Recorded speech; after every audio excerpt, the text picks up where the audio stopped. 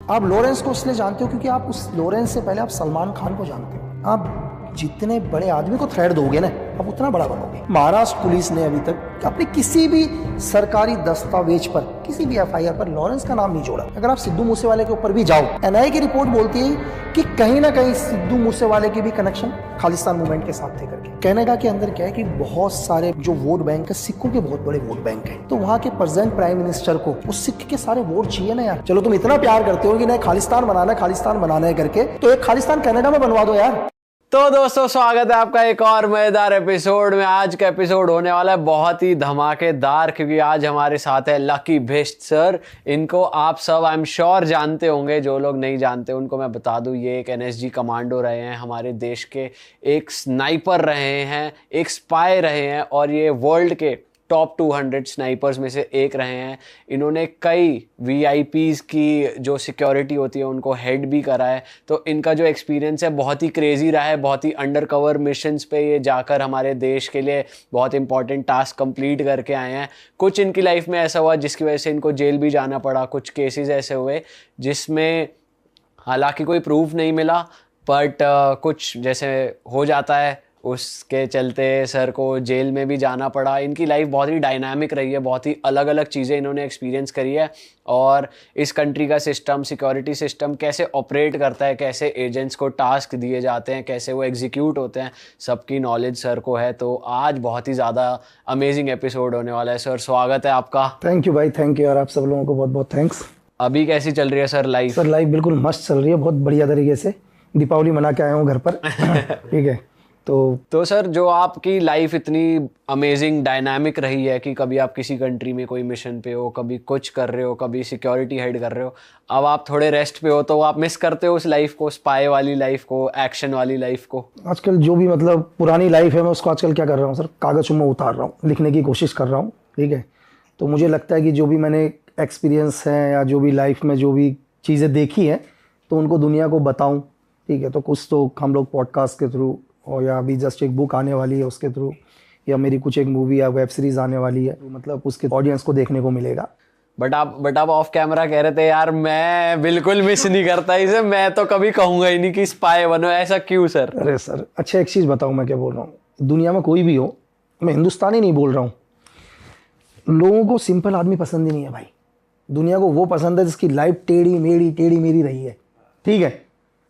मतलब अब टेढ़ी, अब लगता इजी है, कहने को बहुत आसान है यार कि मतलब आदमी सक्सेस चीज़ें ये वो। एक आदमी मतलब यहाँ पहुँचने के लिए जो भी लाइफ गुजार के आता है ना सर, मतलब उसके कुछ घंटे भी गुजारना बहुत मुश्किल है। लोग बात करते हैं जेल, बहुत सारे लोग आते हैं यार जेल के अंदर कि 4 साल रहे करके, लोग बोलते हैं अदर कंट्रीज़ में रहे। ठीक है। किसी आदमी को जंगल में एक दिन के लिए छोड़ दो यार, तो उसको सब समझ में आ जाएगा सिर्फ एक दिन के अंदर। आज का यूथ है जिसके हाथ से मोबाइल ही नहीं हटता भाई।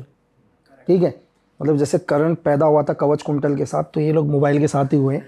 ठीक है। तो जब उस किसी को ये बोलना है यार कि 2 दिन के लिए भाई अपना मोबाइल को छोड़ दे, एक रूम के अंदर चला जाए, नहीं कर पाएगा वो।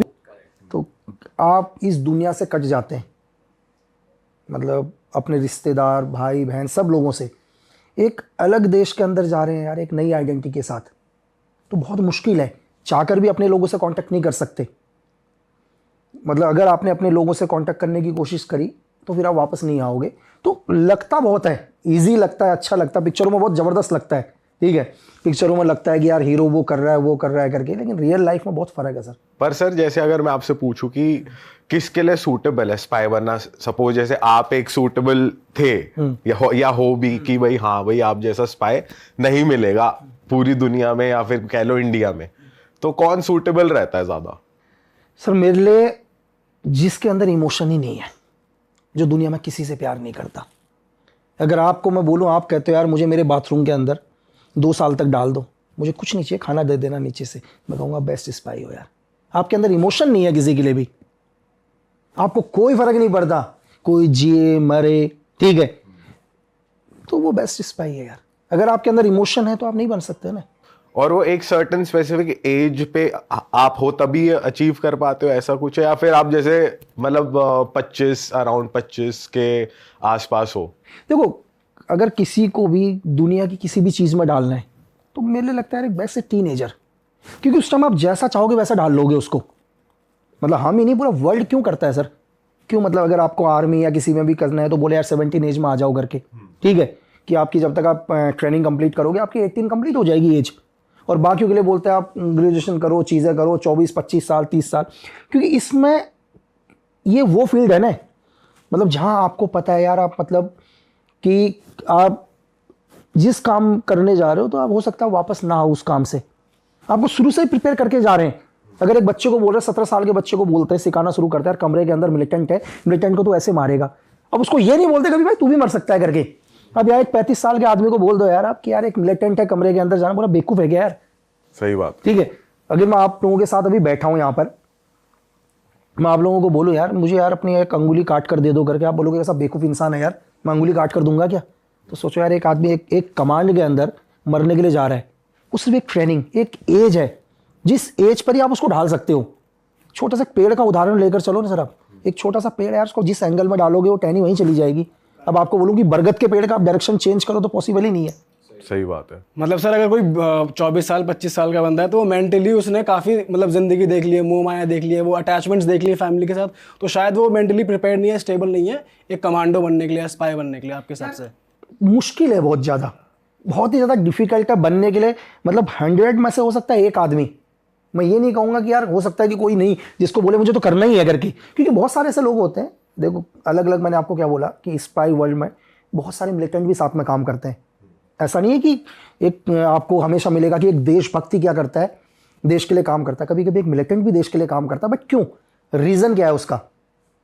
मतलब मैं भी अगर अपने किसी सोर्स को चुनता हूँ तो मैं भी उसकी चीज़ें देखता हूँ, यार ये मेरी मदद क्यों कर रहा है, क्या उसको पैसों की नीड है, ये रियल में किसी को नुकसान पहुंचाना चाहता है। अगर मुझे अपना एक एजेंट बनाना है तो सपोज करो कि मुझे एक एनिमी को टारगेट करना है और मुझे पता है कि जिसको मैं अपना सोर्स बना रहा हूं वो मुझसे ज़्यादा नफरत करता है उससे, तो डेफिनेटली वो मेरे साथ काम करेगा। वो देश के लिए काम नहीं कर रहा है, उसको अपना बदला लेना है, लेकिन मुझे चाहिए कि मैं उसे कैसे खत्म करूं, मुझे उसकी जरूरत है। काम देश का ही हो मुझे रहा काम देश का ही हो रहा है, लेकिन डायरेक्शन चेंज हो गया, तरीका चेंज हो गया। है। सही बात है। तो सर अगर देखा जाए तो एक स्पाई का, एक एजेंट का असली टारगेट है क्या? मतलब वो क्यों जा रहा है मिशन पे, वो टारगेट क्या है उसका?